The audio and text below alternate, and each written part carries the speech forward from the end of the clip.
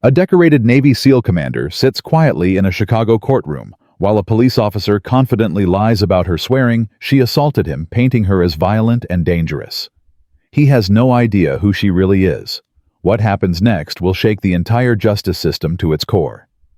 This is the true story of Lieutenant Commander Jasmine Mitchell, and how one officer's lies met their match against a woman trained to detect deception in the world's most dangerous situations.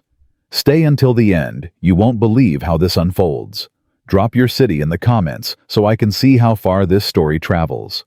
The fluorescent lights of Courtroom 4C in the Cook County Criminal Courts building buzzed with that particular frequency that seemed designed to fray nerves. It was 9:47 a.m. on a Tuesday morning in late September, and the room was already stifling the kind of oppressive heat that made collars feel too tight and tempers run short. Jasmine Mitchell sat perfectly still at the defense table, her posture impeccable, hands folded calmly in front of her. She wore a navy blazer over a crisp white blouse, her dark hair pulled back in a neat bun. To the casual observer, she looked like any other defendant trying to make a good impression for the judge. But there was something different about her, something in the way she held herself, the unwavering steadiness of her gaze, the complete absence of nervous fidgeting that characterized nearly everyone else who sat in that particular chair. Beside her, Benjamin Carter shuffled through papers with barely concealed anxiety. At 29, this was only his third criminal trial as lead counsel, and the weight of it pressed down on his shoulders like a physical burden. He'd taken this case pro bono after reading about it in the local paper. Something about the details hadn't sat right with him. Now sitting next to his eerily calm client, while a decorated police officer prepared to testify against her, he was beginning to question his judgment. "You doing okay?" he whispered, leaning slightly toward Jasmine. She turned her head just enough to meet his eyes, and Benjamin felt a strange sensation, like she was reading something in him that he didn't even know was there. "I'm fine, Benjamin," she said quietly. Her voice was steady, almost soothing. "Just remember what we discussed. Let him talk. Let him build his story brick by brick. But trust me." There was something in those two words, not arrogance, not bravado, but a bone-deep certainty that made Benjamin nod despite his nerves. Across the aisle, Officer Michael Patterson sat with the confidence of a man who'd never lost. At 43, with 16 years on the force, he knew exactly how these things went.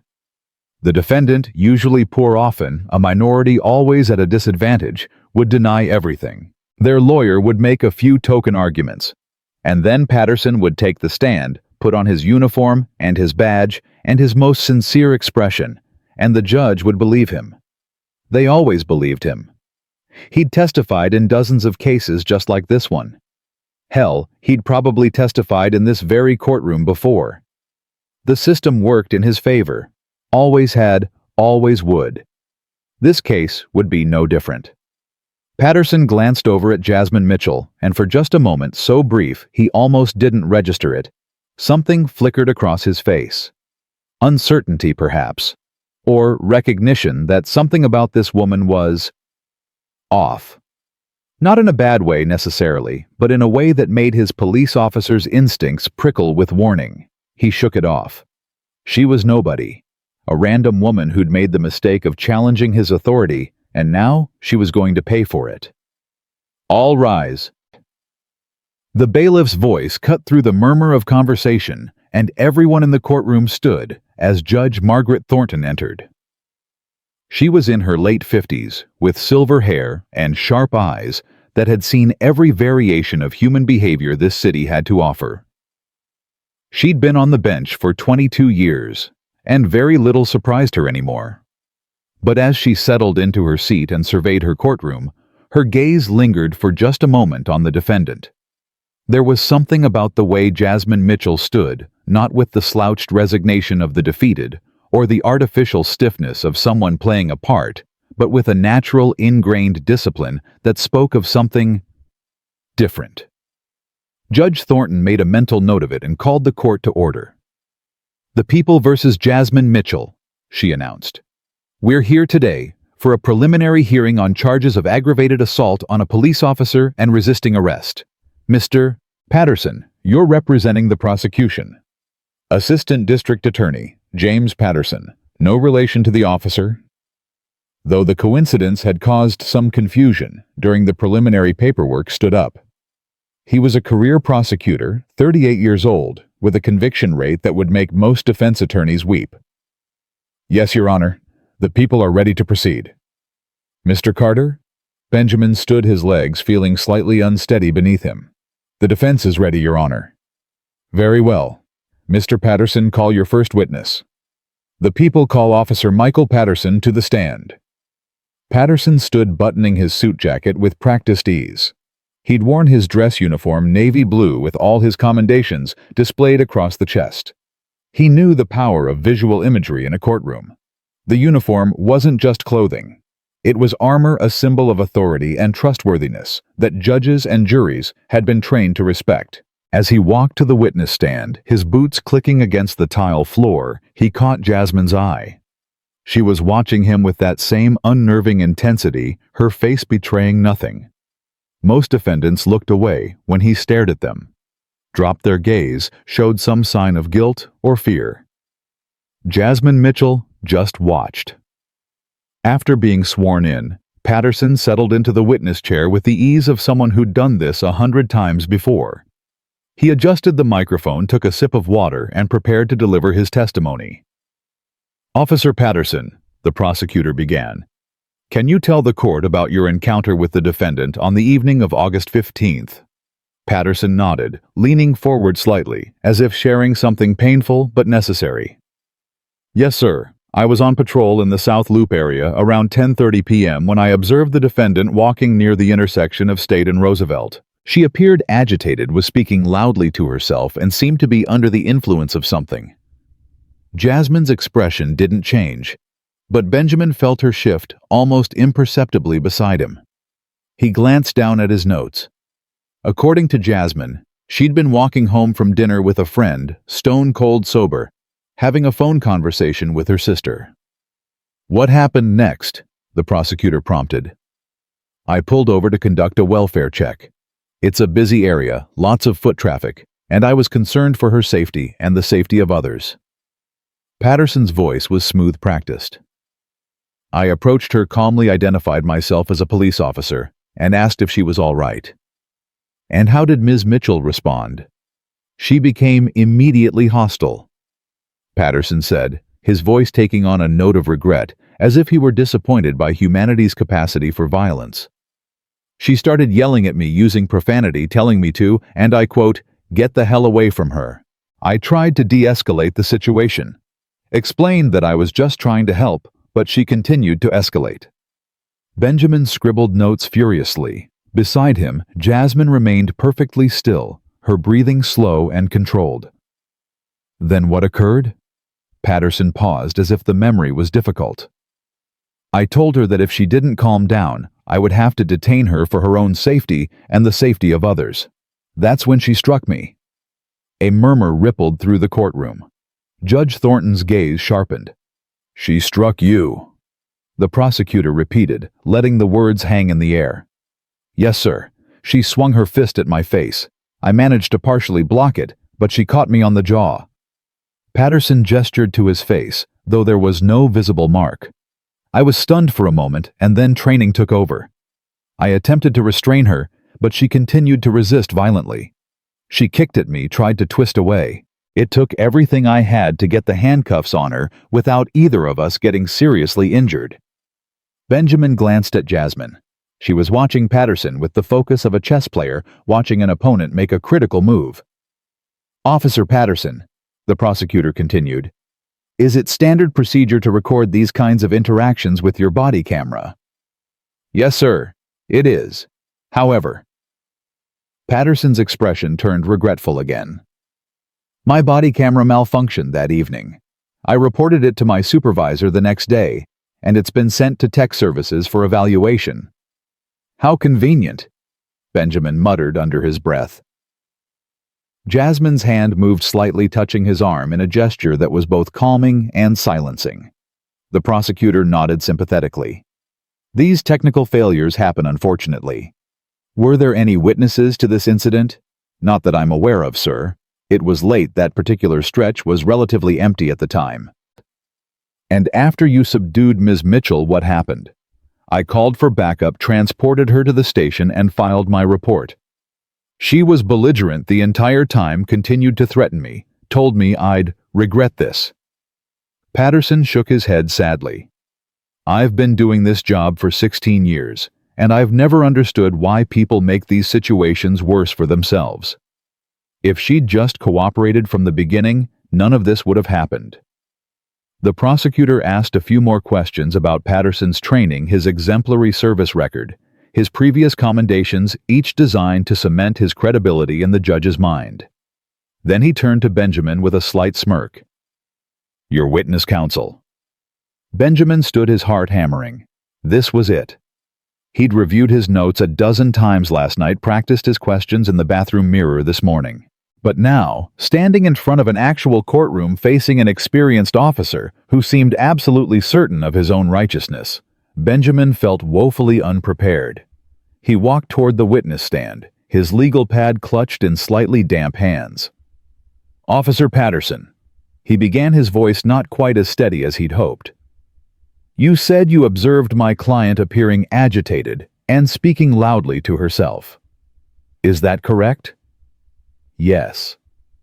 Did it occur to you that she might have been on a phone call? Patterson shrugged. I didn't see a phone. You didn't see one, or you didn't look for one. Objection, the prosecutor said lazily. Argumentative. Sustained, Judge Thornton said. Rephrase, Mr. Carter. Benjamin took a breath. When you approached Ms. Mitchell, did you ask her if she was on a phone call before assuming she was talking to herself? I made my assessment based on her behavior and demeanor. That's not an answer to my question, officer. Did you or did you not ask her if she was on a phone call? A flicker of irritation crossed Patterson's face. No, I didn't. In fact, Ms. Mitchell was on the phone with her sister, wasn't she? I have no way of knowing that. Well, we'll address that later, Benjamin said, making a note. You also testified that you were conducting a welfare check. Is that standard procedure for someone simply walking down the street talking on their phone? When someone appears to be in distress, what specific signs of distress did you observe, Officer Patterson? Can you describe them in detail? Patterson shifted slightly. She was speaking loudly, gesturing. Gesturing how? With her hands. Moving her hands while speaking on the phone, Benjamin said flatly. That's your evidence of distress. Objection, the prosecutor cut in. Counsel is testifying. Withdrawn. Benjamin looked down at his notes where Jasmine had written something during a recess yesterday. Ask about the body camera protocol. Officer Patterson, you mentioned your body camera malfunctioned that evening. When did you first notice this malfunction? When I returned to the station and went to log the footage. So you didn't check it before your encounter with Ms. Mitchell? No. We're required to check them at the start of our shift, which I did. It was functioning then. I see. And these cameras, they have indicators that show when they're recording, don't they? Yes. A red light that's visible to the officer wearing the camera? Yes. So at no point during your encounter with my client did you notice that your camera wasn't recording? Patterson's jaw tightened almost imperceptibly. I was focused on the situation at hand. I didn't notice the indicator light. Even though officers are trained to be aware of whether their cameras are functioning during encounters with civilians, I was dealing with a violent individual. My attention was elsewhere. Benjamin paused, letting that answer hang in the air. You keep characterizing my client as violent, Officer Patterson, but you have no visible injuries from this alleged assault, do you? I was lucky. Lucky, Benjamin repeated. Despite this violent woman supposedly punching you in the face and kicking at you during the arrest, you walked away without a scratch. I'm trained in defensive tactics. And my client? Benjamin turned to gesture toward Jasmine. How tall would you say she is? Patterson glanced at Jasmine. Maybe 5'6", 5'7". 5'6", Benjamin confirmed. And her weight? Objection relevance, the prosecutor said. Your Honor, I'm establishing the physical disparity between my client and the officer, Benjamin countered. Overruled. Answer the question, officer. Patterson shrugged. I don't know. Maybe 130, 140. 135 pounds, Benjamin said. And you, Officer Patterson, you're what, 6'2", 220 pounds. About that. So you're telling this court that a woman who weighs nearly 100 pounds less than you, who is 8 inches shorter, violently assaulted you, and yet you, a trained police officer, emerged without a single injury, not even a bruise. I'm well trained. Clearly. Benjamin glanced back at his notes. Officer Patterson, you said there were no witnesses to this encounter. But the intersection of State and Roosevelt, that's a busy area, isn't it? It can be. There are several businesses in that area that remain open late, aren't there? A convenience store, a late-night diner, a few bars. I suppose. Did you check with any of these businesses to see if they had security camera footage of the incident? Patterson's expression hardened. That's not my responsibility. That's for detectives. But you're aware that detectives never followed up to check for footage. I don't know what detectives did or didn't do. Interesting. Benjamin made another note. Let's talk about your arrest report. You filed it the next day, correct? Yes. Not immediately after the incident. I filed it at the end of my shift, which is standard procedure. And in that report, you described my client as aggressive, violent, and potentially dangerous. Is that correct? Yes. But you also wrote that she appeared to be under the influence of drugs or alcohol. Do you remember writing that? Yes. Was a drug test administered to Ms. Mitchell when she was brought to the station? Patterson shifted again. I don't believe so. You don't believe so? Wouldn't that be standard procedure if an officer suspected someone was intoxicated? It should have been. But it wasn't. Why not Officer Patterson? You'd have to ask the processing officers. I'm asking you. You suspected my client was under the influence, you put it in your official report, but you didn't request that she be tested to confirm your suspicions. I was at the end of my shift. I filed my report and went home. Benjamin let silence fill the courtroom for a moment. Judge Thornton was leaning forward slightly, her expression thoughtful. One more question, Officer Patterson.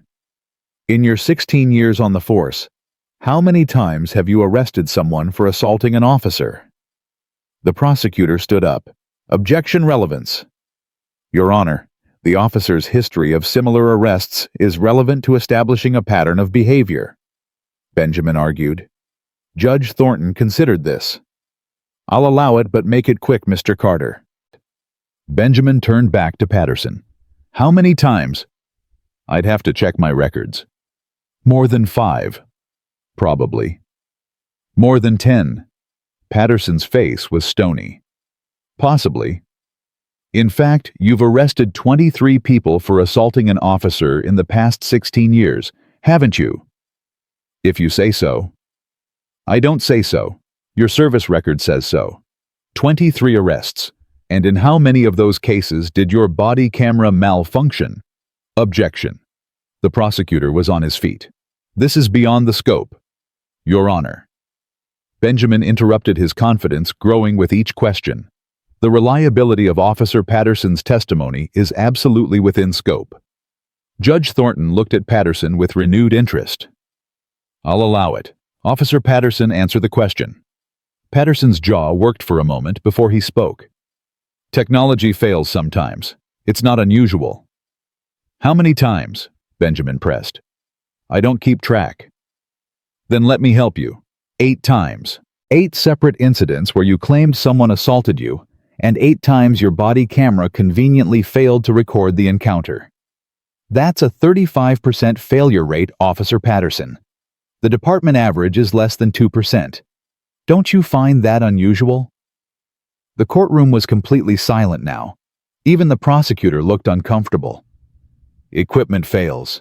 Patterson repeated, but his voice had lost some of its certainty. Or, Benjamin said quietly, it's turned off. Objection. Withdrawn. Benjamin gathered his papers. No further questions, Your Honor. As Benjamin returned to his seat, he could feel his hands shaking with adrenaline. He'd actually done it. He'd rattled a 16-year veteran officer in open court. Jasmine leaned toward him slightly. Well done, she whispered. But we're not finished yet. Patterson stepped down from the stand, his face flushed.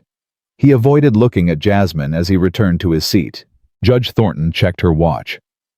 We'll break for lunch. Court will resume at 1:30 p.m., at which time the defense may present its case. She banged her gavel. We're adjourned. As people began filing out of the courtroom, Jasmine remained seated, her eyes fixed on nothing in particular. Benjamin recognized that look. She was thinking, processing, strategizing. That went well, right? He asked, needing reassurance. I mean, I think the judge saw the holes in his story. She saw them, Jasmine agreed. But seeing isn't enough. He's still a police officer with 16 years of service and a chest full of commendations. We need to do more than create doubt, Benjamin. We need to show her the truth. The security footage will help, but there's something else we need to do. Jasmine turned to look at him fully, and Benjamin was struck again by the intensity in her eyes. When I take the stand this afternoon, I need you to let me speak. Really speak. Can you do that? Of course, but no buts. Just trust me. We're going to show Judge Thornton exactly what happened that night. And we're going to show her who Officer Patterson really is. Benjamin wanted to ask what she meant, wanted to understand the plan, but something in Jasmine's expression told him this was one of those moments where he needed to simply have faith. Okay, he said. I trust you. Jasmine smiled, a small, genuine expression that transformed her face from severe to warm. Good. Now let's go get some lunch. We have work to do. As they stood to leave, Jasmine glanced one more time toward where Patterson had been sitting. He was gone now, probably off somewhere, convincing himself that everything was still under control, that this was just another case he would win. But Jasmine knew better. She'd spent years learning to read people, to see past their lies and facades to the truth beneath. And Officer Michael Patterson was about to learn that the woman he'd tried to intimidate, arrest, and destroy was not just any civilian. She was something much, much more dangerous than that. She was someone who'd been trained to fight wars, not with weapons, but with truth. And in this courtroom, on this day, truth was about to become the most powerful weapon of all. The lunch recess felt both infinitely long and impossibly short. At 1:30 p.m. sharp, the bailiff's voice once again called the court to order, and Judge Thornton returned to the bench with the air of someone who'd spent her break thinking very carefully about what she'd heard that morning. Mr. Carter, she said, is the defense ready to proceed? Benjamin stood, feeling Jasmine's calm presence beside him like an anchor. Yes, Your Honor. The defense calls Jasmine Mitchell to the stand. This was it. The moment everything would either fall apart or come together. Jasmine rose smoothly, walked to the witness stand with that same perfect posture, and placed her hand on the Bible. As she swore to tell the truth, the whole truth, and nothing but the truth. Officer Patterson watched from across the courtroom with an expression that tried to be neutral but couldn't quite hide the smugness beneath. He thought he'd already won. He had no idea that the real fight was just beginning. And Jasmine Mitchell, Lieutenant Commander, United States Navy, retired, was about to show him exactly what it meant to face someone who'd spent years learning to fight battles most people couldn't even imagine. The truth was about to set her free. But first, it was going to destroy every lie Officer Patterson had ever told. Jasmine settled into the witness chair with the same composed grace that had characterized her every movement since she'd entered the courtroom that morning. Benjamin approached her with his legal pad, and though his hands had stopped shaking after lunch, he could feel his pulse quickening. This was the moment they'd prepared for, the moment when everything would either vindicate his client or confirm Patterson's lies as truth. Ms. Mitchell, Benjamin began, his voice steady now. Can you tell the court what happened on the evening of August 15th? Jasmine's gaze swept across the courtroom landing briefly on Patterson before returning to Benjamin. When she spoke, her voice was clear and measured, carrying the kind of authority that made people instinctively lean forward to listen. I had dinner with my friend Rachel Chen at a restaurant in the Loop. We finished around 10:15 p.m., and I decided to walk home since it was a pleasant evening. At approximately 10:28, my sister called me. We were discussing our mother's upcoming birthday party. And where were you when this call took place? I was walking south on State Street, approaching the intersection at Roosevelt. I was using my Bluetooth earpiece, so to anyone watching it might have looked like I was talking to myself. Jasmine's lips curved in a slight knowing smile. Though anyone who lives in a major city should be well acquainted with that sight by now. A few chuckles rippled through the courtroom. Judge Thornton's expression remained neutral, but there was a flicker of something in her eyes, interest perhaps, or recognition, that this defendant was unlike most who sat in that chair. What happened next?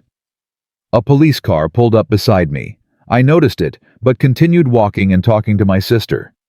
Then Officer Patterson got out of his vehicle and approached me. Jasmine's tone remained even factual.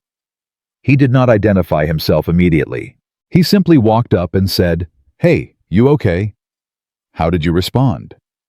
I was in the middle of a conversation, so I held up one finger, a universal gesture for one moment, and continued speaking to my sister.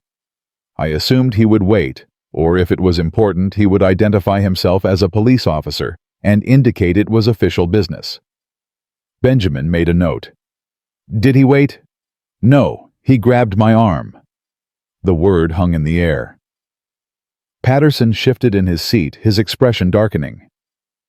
He grabbed your arm, Benjamin repeated. Can you describe exactly how? He placed his hand on my left bicep and squeezed hard enough to leave a bruise. I still have photos of that bruise taken the next day. Jasmine's voice remained calm, clinical. I instinctively pulled away and asked him what he was doing. That's when he finally identified himself as a police officer and told me I was acting suspicious. What did you do?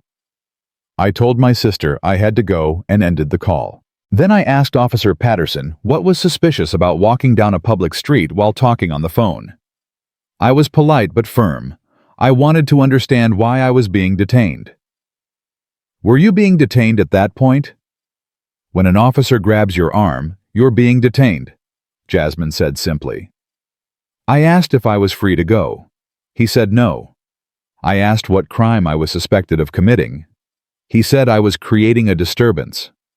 Benjamin glanced at his notes. A disturbance by talking on the phone. Apparently. What happened after that? Jasmine's expression shifted slightly, and for the first time, a hint of something deeper showed through. Not anger exactly, but a controlled intensity that suggested powerful emotions held carefully in check. I told him I wanted his badge number and name. He became aggressive, told me I was being uncooperative, and that if I didn't calm down, he would arrest me. I remained calm. I was always calm, and repeated my request for his badge number. That's when he spun me around and forced my arms behind my back. Did you resist? No, I know better. The way Jasmine said those words carried weight, suggested experience that went far beyond a simple civilian encounter with police.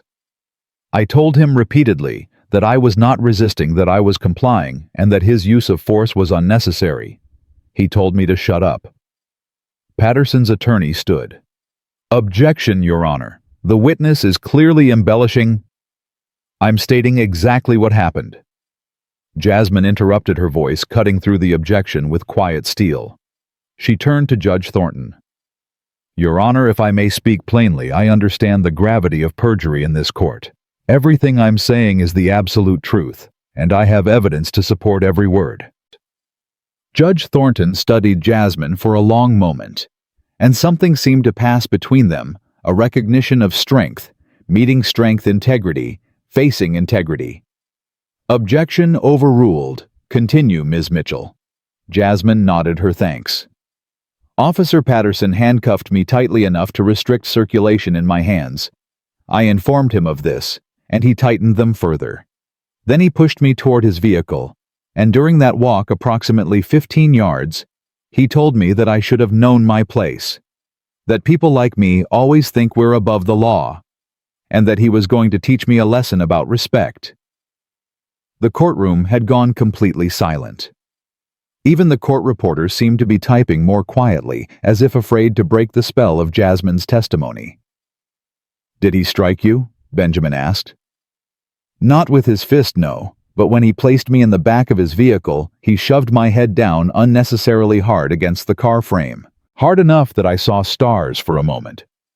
"Did you threaten him at any point, as he claimed?" "No. The only thing I said to him after being placed in the vehicle was, 'This is wrong and you know it.' If he interpreted that as a threat, that says more about his conscience than my words." Benjamin walked back to the defense table and picked up a folder. "Ms. Mitchell, you mentioned evidence. Can you tell the court what evidence you have of this encounter?" Jasmine's expression shifted again, and this time there was something almost dangerous in her slight smile, not cruel, but absolutely certain of victory. "Two things. First, the phone call with my sister. Cell phone records show that I was on a call from 10:26 p.m. until 10:31 p.m., the exact time Officer Patterson approached me. My sister will testify if needed about what she heard during that call, including my side of the conversation with Officer Patterson." Patterson's face had gone pale. Benjamin could see the exact moment the officer realized he'd made a critical error. "And second, security footage from the Roosevelt Collection parking garage. The garage has cameras covering its entrance, which provides a clear view of that section of State Street. I obtained that footage with the garage management's permission 3 days after my arrest." Objection. Patterson's attorney was on his feet again. "Your Honor, we weren't informed of any video evidence. We submitted it in discovery 2 weeks ago." Benjamin cut in smoothly. "Your client chose not to review it.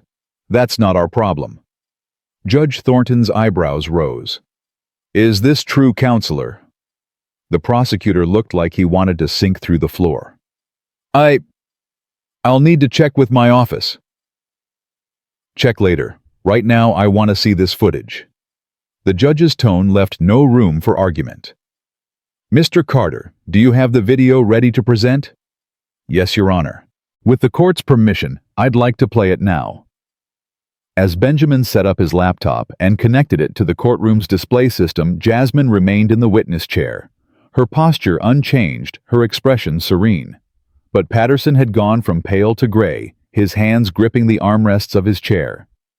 The lights dimmed slightly, and the large screen mounted on the courtroom wall flickered to life.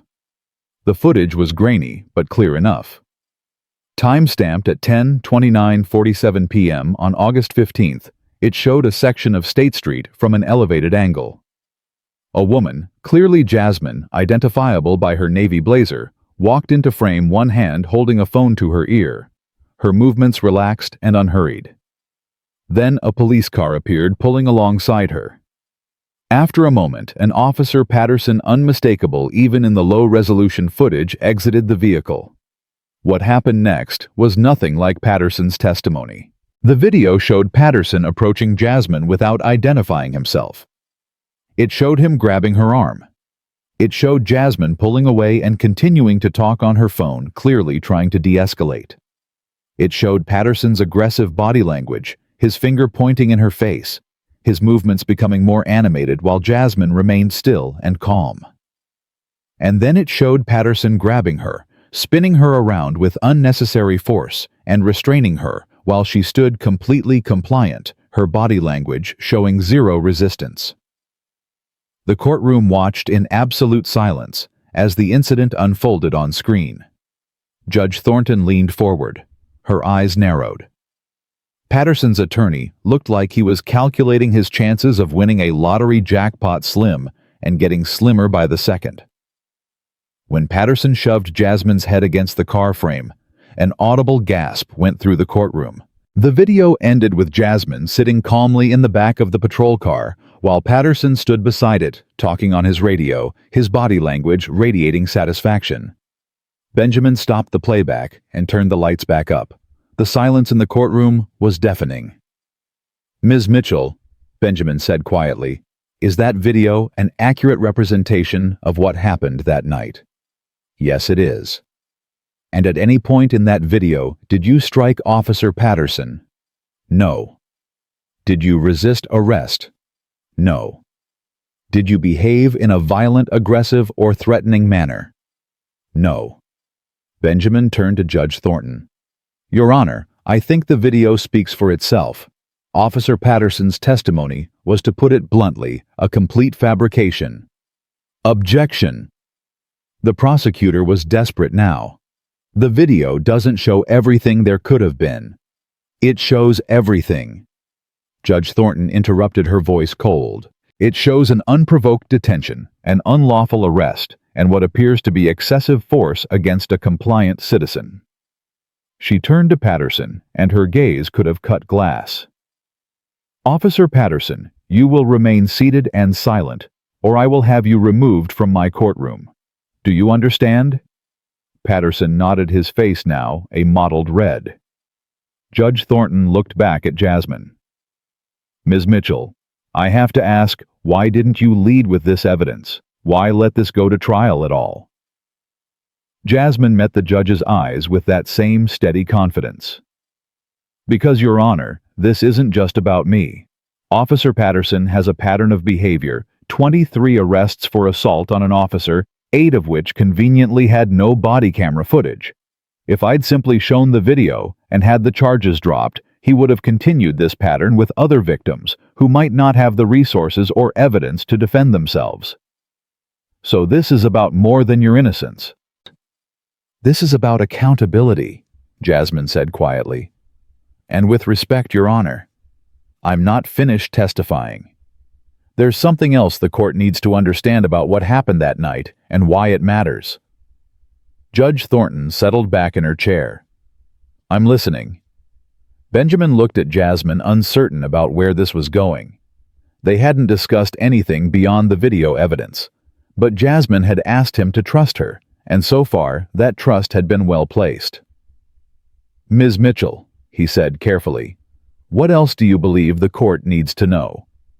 Jasmine took a slow breath, and when she spoke, her voice carried a different quality, not harder exactly, but more commanding, as if she were addressing troops rather than a courtroom. "Your Honor, I need to explain something about my background because it's relevant to understanding the full scope of Officer Patterson's deception." She paused. "I served in the United States Navy for 15 years. I retired 3 years ago with the rank of Lieutenant Commander." A murmur went through the courtroom. Benjamin felt his jaw drop slightly. Jasmine had told him she was a veteran, but she'd never mentioned her rank or the specifics of her service. Patterson's expression had gone from red to white again, as if he were watching his entire world collapse in real time. "During my service," Jasmine continued, "I specialized in intelligence operations. Part of my training involved advanced interrogation resistance, psychological operations, and behavioral analysis. I was taught to read micro-expressions, detect deception, and maintain composure under extreme stress." She looked directly at Patterson. "In other words, I was trained to do exactly what I've been doing since the moment I walked into this courtroom, analyzing every word, every gesture, every tell that reveals when someone is lying." Judge Thornton's eyes had widened slightly. "Are you telling me you've been conducting a behavioral analysis of Officer Patterson?" "From the moment he started testifying, yes, Your Honor." Jasmine's voice was matter-of-fact. "Would you like to hear what I observed?"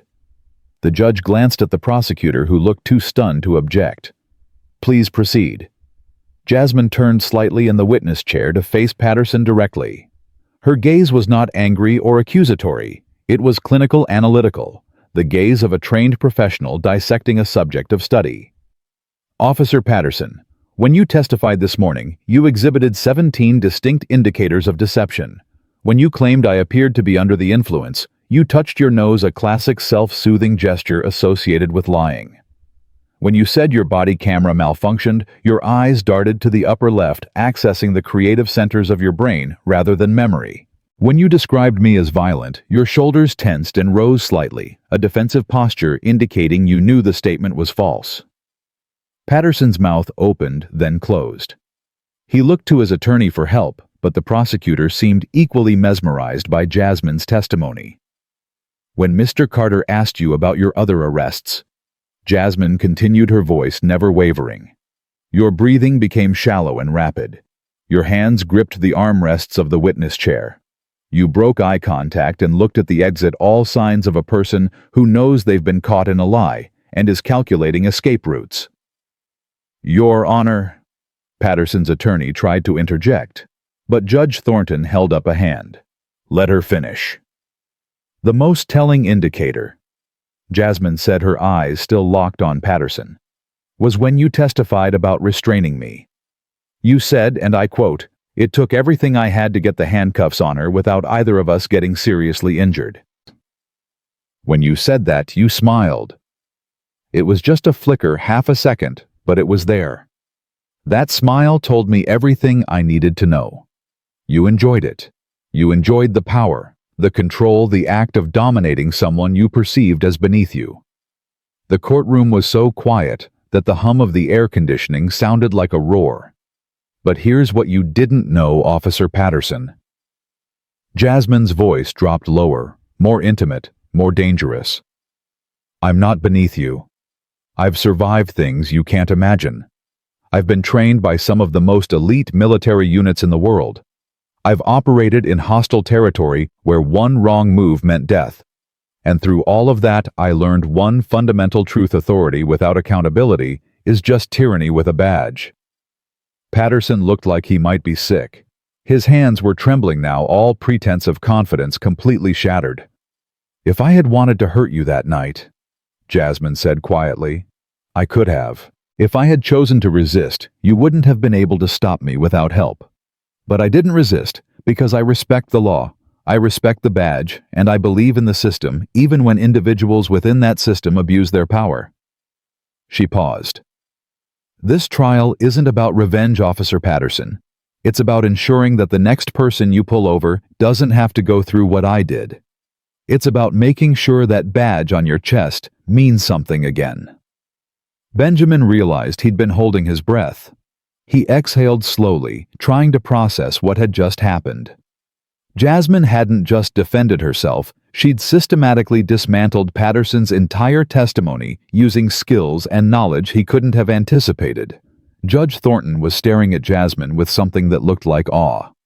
Lieutenant Commander Mitchell, she said slowly, that's quite possibly the most extraordinary testimony I've heard in 22 years on the bench. I'm just telling the truth, Your Honor. Yes, but you're telling it with a precision and authority that most witnesses lack. The judge looked down at her notes. Mr. Carter, do you have any further questions for your client?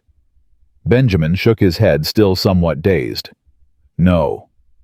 Your Honor, I think Ms. Mitchell has covered everything. Very well.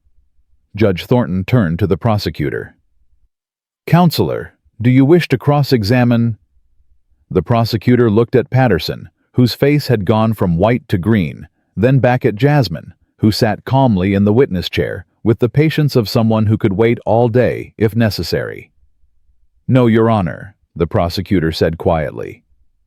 No questions. It was the smart play, Benjamin realized.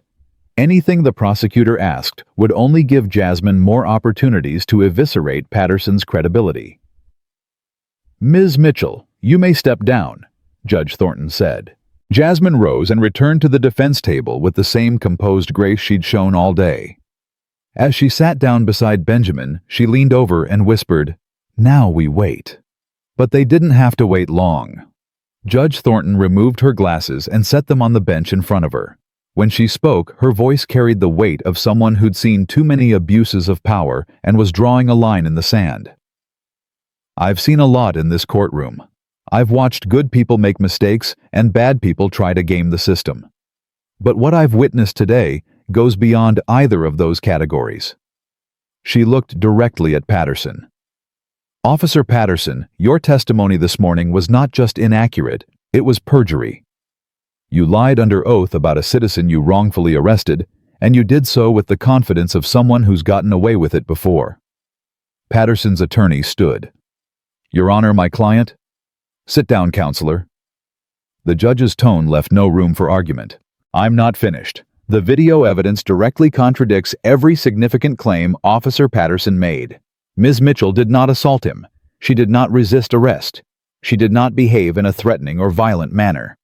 What she did was walk down a public street while talking on the phone, and for that she was detained, arrested, and subjected to excessive force. Judge Thornton picked up a pen and began writing. The charges against Ms. Mitchell are dismissed with prejudice. Furthermore, I am ordering an immediate investigation into Officer Patterson's conduct, both in this incident and in his previous arrests, where body camera footage was conveniently unavailable. Patterson lurched to his feet. Your Honor, this is... Officer Patterson, you need to be very careful about your next words. Judge Thornton's voice was ice. You are currently in my courtroom, and I have the authority to hold you in contempt. I also have the authority to order your immediate arrest for perjury. She let that sink in. You have two options. You can remain silent and walk out of here with the knowledge that your career is about to face intense scrutiny, or you can continue speaking and walk out in handcuffs. Your choice.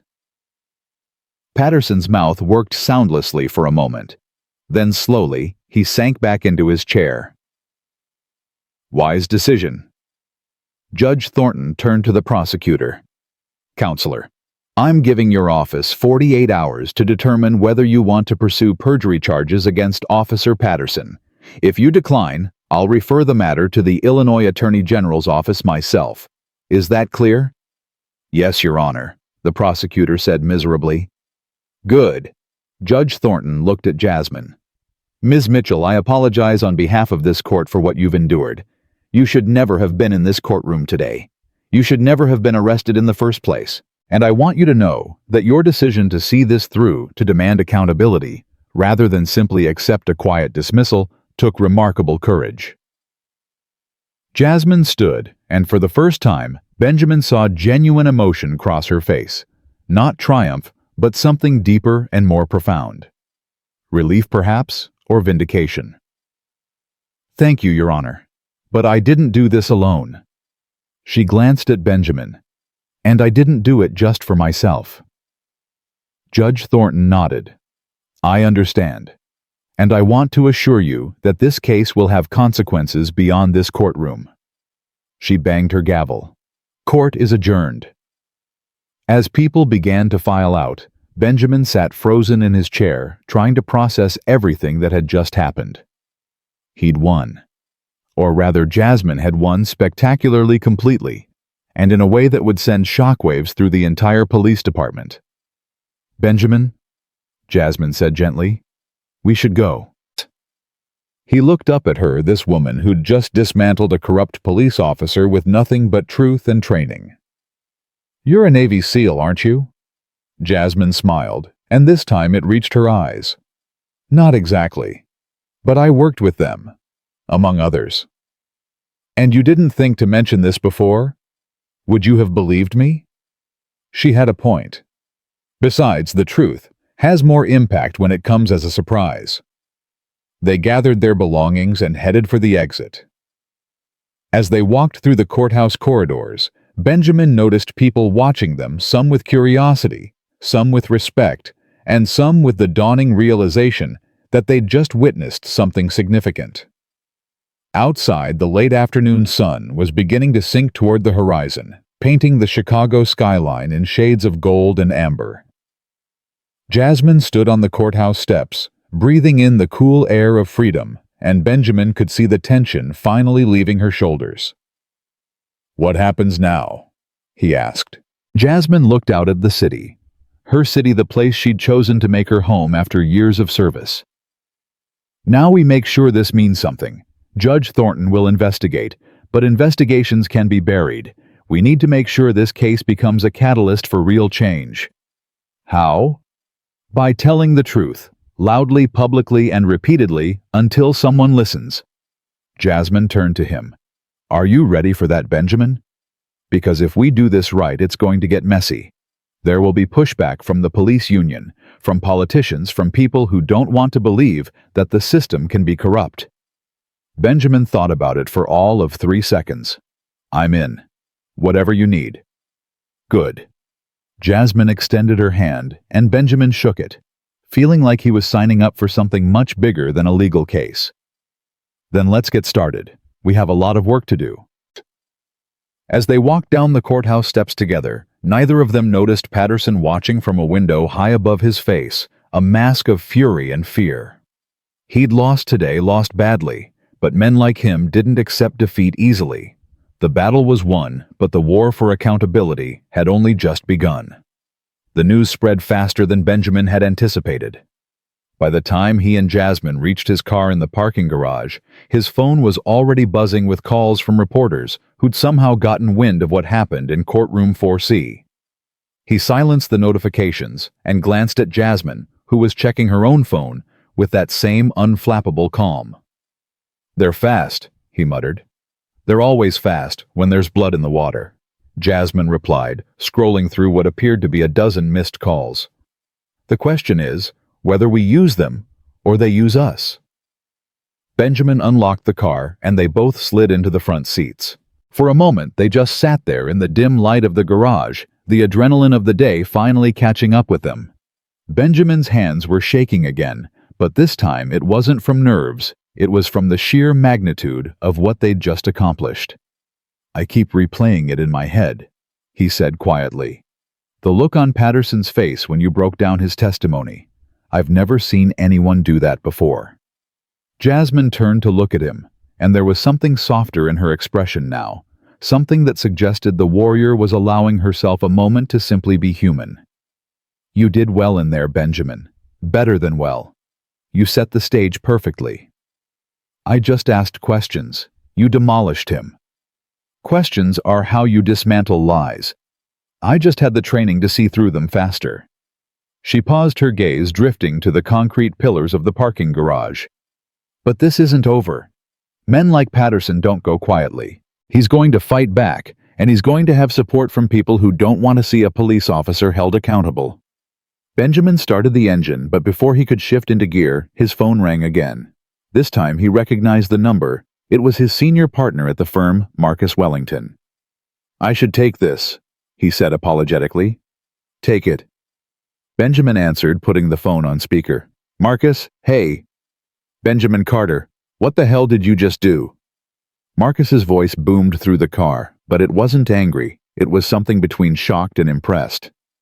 I've got 3 different news outlets calling the office asking about the Navy SEAL commander who exposed police corruption. You want to tell me why I'm learning about your client's military background from Channel 7 News? Benjamin glanced at Jasmine, who gave him a slight nod. It wasn't relevant until it was, he said. And honestly, I didn't know the full extent of her service record until today. Well, it's relevant now. Every major outlet in Chicago is picking up the story. CNN just called.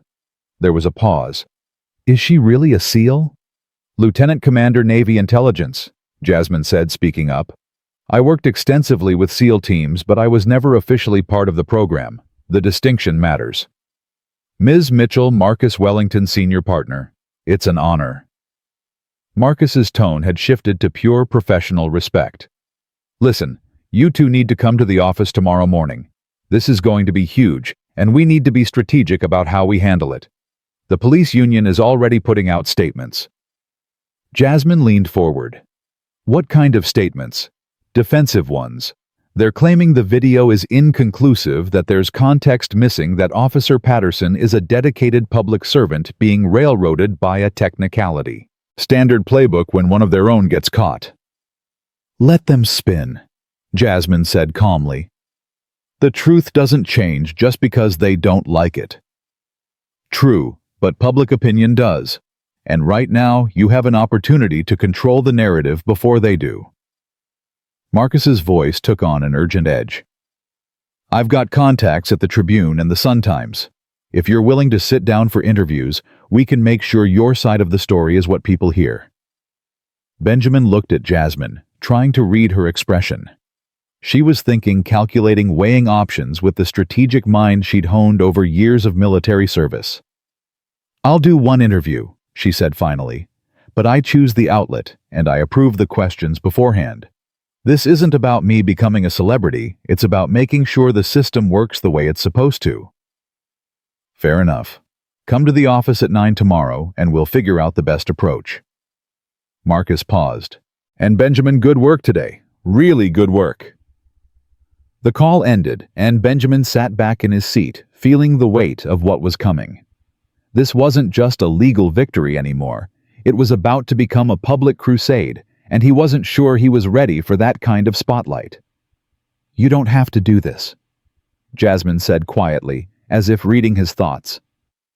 "The interview's the media circus. I can handle it alone, if you'd rather step back." "No," Benjamin said, surprised by the firmness in his own voice.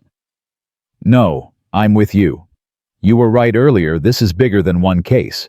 If we don't push for change now, Patterson will just be one more bad cop who got a slap on the wrist."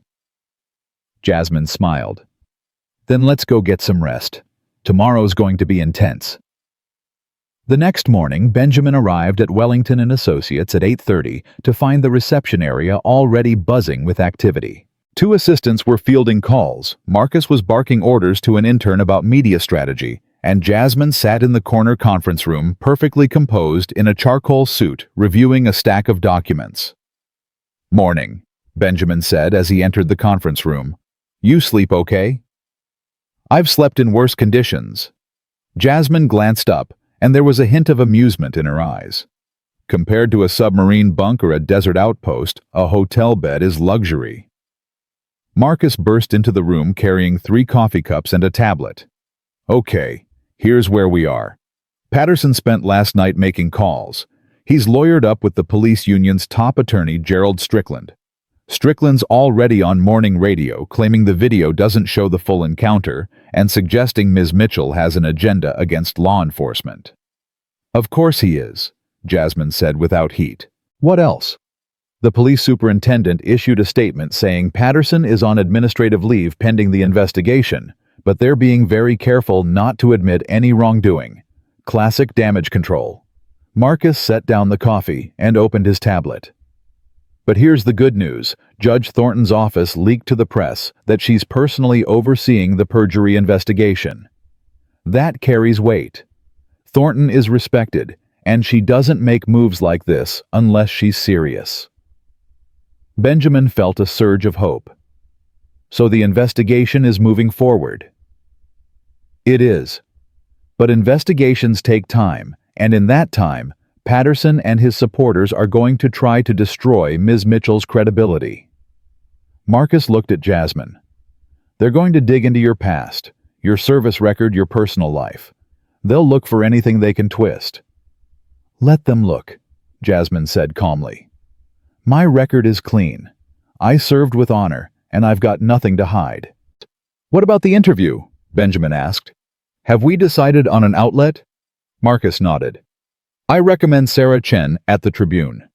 She's fair, thorough, and she's been covering police accountability issues for years. She'll ask tough questions, but she won't ambush you." Jasmine considered this. "When?" "This afternoon, if you're ready. She's cleared her schedule." "I'm ready." The interview took place in a conference room at the Tribune's offices, a modern space with glass walls and a view of the Chicago River. Sarah Chen was in her early 40s with sharp eyes and a notebook already half filled with questions. A photographer hovered in the background, and a video camera was set up on a tripod. "Thank you for doing this," Sarah said as they settled into chairs. "I've been following your case since the preliminary hearing, and what happened yesterday was remarkable." "Thank you for giving me the opportunity to tell the full story," Jasmine replied. She looked relaxed, but Benjamin could see the alertness in her eyes, the way she was already assessing Sarah's body language and tone. Sarah clicked her pen.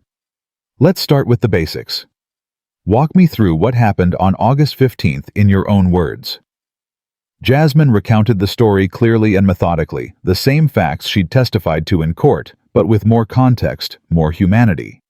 She talked about finishing dinner with her friend, about the pleasant evening that made walking home appealing, about the ordinary nature of a phone conversation with her sister. "And then Officer Patterson approached you," Sarah prompted. "Yes, without identifying himself initially, without any clear cause to detain me. He grabbed my arm hard enough to bruise, and when I asked what was happening, he became aggressive." Jasmine's voice remained steady, but there was an undercurrent of controlled emotion. "I've been in situations where I had to stay calm under extreme pressure, where staying calm meant the difference between life and death. That training kicked in. I complied with every instruction, I didn't resist, and I made it clear that I understood my rights." "But he arrested you anyway." "He arrested me anyway, and then he lied about it under oath." Sarah made notes, her expression thoughtful. "You're a decorated military veteran. Can you talk about your service?" "I served for 15 years in Navy intelligence. I was involved in psychological operations, behavioral analysis, and worked extensively with special operations teams. My job was to understand human behavior, to know when someone was telling the truth and when they were lying." Jasmine leaned forward slightly. "That training doesn't just disappear when you retire. From the moment Officer Patterson started testifying, I could see he was lying. Every gesture, every micro-expression, every verbal tell pointed to deception." "And you used that analysis in court?" "I did, because this wasn't just about proving my innocence, it was about exposing a pattern. Officer Patterson has arrested 23 people for assaulting him over 16 years, and 8 of those arrests conveniently had no body camera footage. That's not coincidence. That's systematic abuse of power." Sarah's pen moved rapidly across her notebook. "The police union is saying you have an agenda against law enforcement. How do you respond to that?" Jasmine's expression didn't change, but something flashed in her eyes, not anger but a kind of fierce conviction. "I don't have an agenda against law enforcement. I have an agenda for accountability. There's a difference. The vast majority of police officers are good people doing a difficult job with integrity. But when bad officers abuse their power, it damages public trust and makes that job even harder for the good ones." She paused. "I believe in the system. I believe in justice, but belief requires action. When you see something wrong, you have an obligation to speak up regardless of the consequences. Even when speaking up means facing criminal charges yourself. Especially then. If I had just accepted the charges, paid a fine, moved on, Patterson would still be out there. He'd still be targeting people who couldn't defend themselves. Change doesn't come from silence." The interview continued for another 45 minutes, with Sarah asking about Jasmine's military career, her transition to civilian life, her thoughts on police reform, and her plans moving forward. Through it all, Jasmine remained poised and articulate. Never defensive, never angry, just relentlessly honest. When it was over, Sarah shut off the recorder and looked at Jasmine with undisguised admiration. "That was powerful. This is going to make waves." "Good," Jasmine said simply. "Waves are how you change the current." The article hit the Tribune's website that evening and the print edition the next morning. The headline read, "Decorated Navy Commander Exposes Police Perjury. Change Doesn't Come from Silence." Within hours, it had been shared thousands of times across social media. By midday, national outlets were picking it up. Benjamin watched it unfold from his office, refreshing news sites every few minutes, watching the story spread like wildfire. The response was overwhelming. Messages of support flooded social media. Civil rights organizations issued statements praising Jasmine's courage, and politicians began calling for comprehensive police reform. But there was pushback too. The police union doubled down, calling the case an attack on all law enforcement. Conservative commentators questioned Jasmine's motives, and Patterson himself, through his attorney, issued a statement claiming he was the real victim of a calculated smear campaign. "It's getting ugly," Benjamin told Jasmine during a phone call that evening. "It was always going to get ugly. she replied calmly. But ugly means they're scared. When people are comfortable with the status quo, they don't attack you, they ignore you. The fact that they're fighting back means we're threatening something they want to protect. The investigation, have you heard anything? Judge Thornton's office called this afternoon. They've found 3 other cases from Patterson's history with similar patterns. No body cam footage allegations of assault defendants with no prior records. They're reopening all of them. Benjamin felt his chest tighten with vindication. That's huge. It's a start, but reopening cases doesn't mean justice happens. We need to keep the pressure on. Jasmine's voice took on a harder edge. Patterson needs to understand that this isn't going away. He needs to understand that his options are narrowing. 3 days later, Benjamin got a call from Marcus at 7 in the morning. He answered groggily, still in bed, not quite awake. Turn on Channel 5, Marcus said without preamble. Now. Benjamin fumbled for his remote and switched on the television. A news anchor was mid-sentence, and the chyron at the bottom of the screen read, Breaking Officer Patterson requests emergency court hearing. What's happening? Benjamin asked, now fully awake. Patterson's attorney filed a motion this morning. They want an emergency hearing to address what they're calling procedural irregularities in the investigation. It's scheduled for this afternoon at 2. That's insane. What irregularities could there possibly be?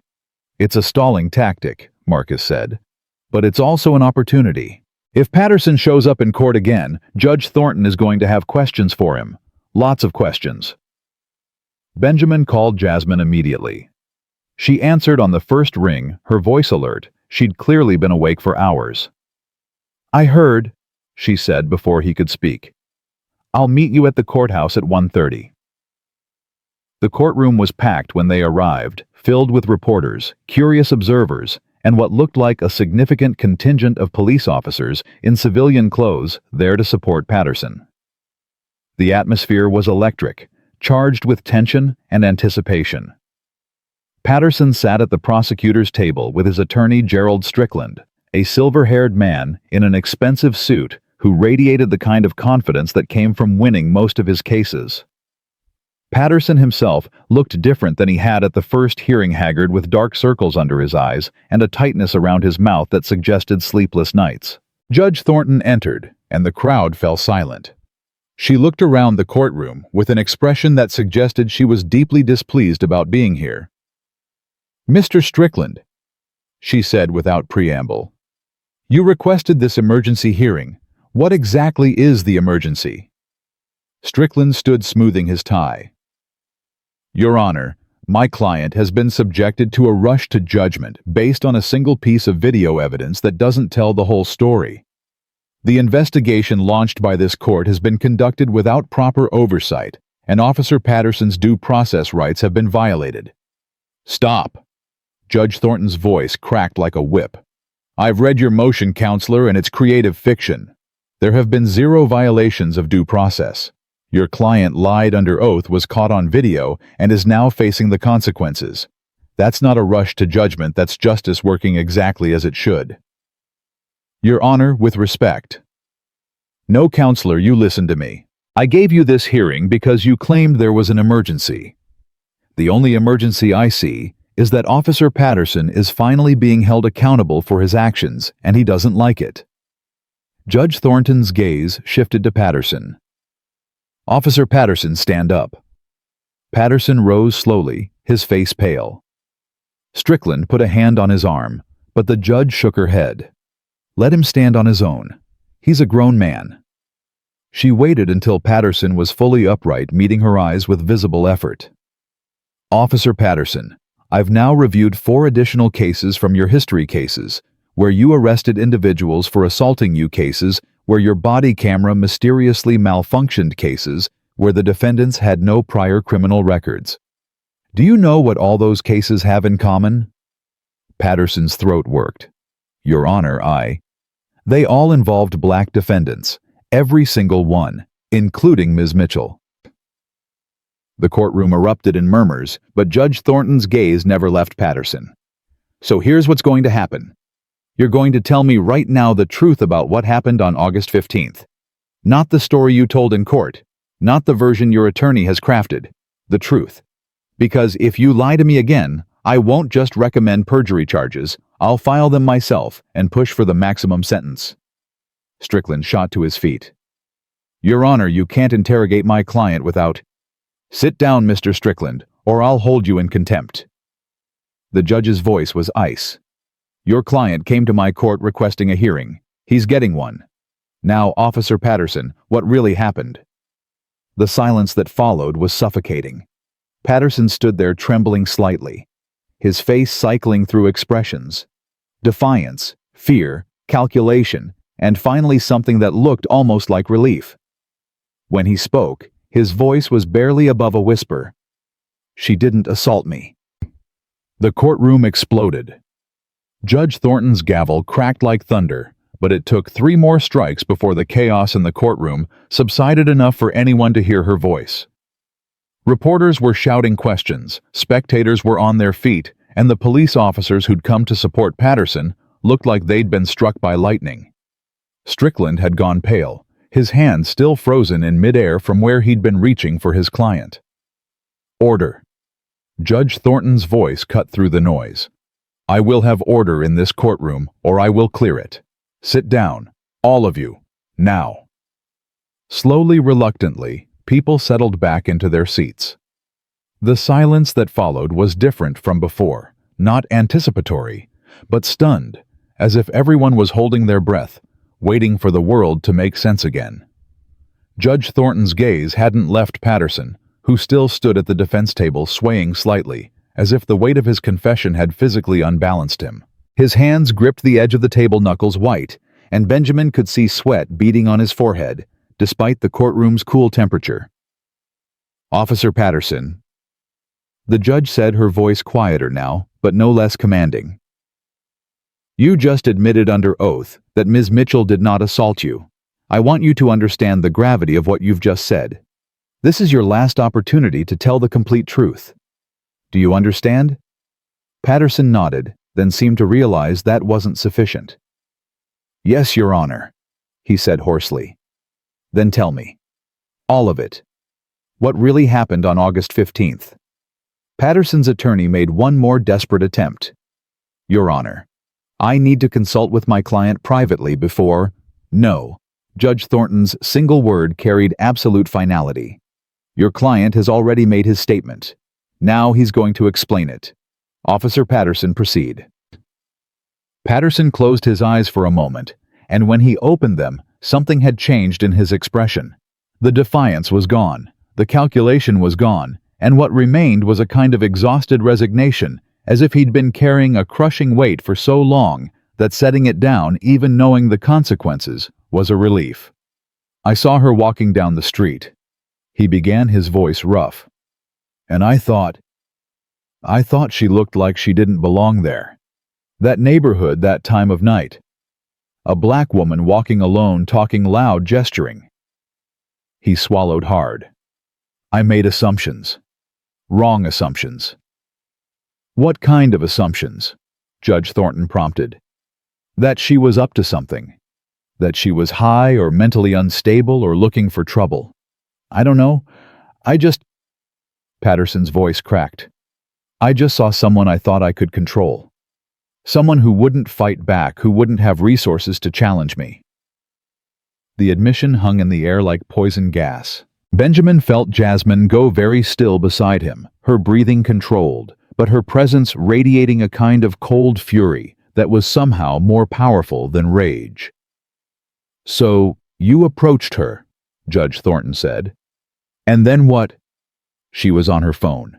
I could see that, but I didn't care. I wanted to assert authority to show her that I was in charge.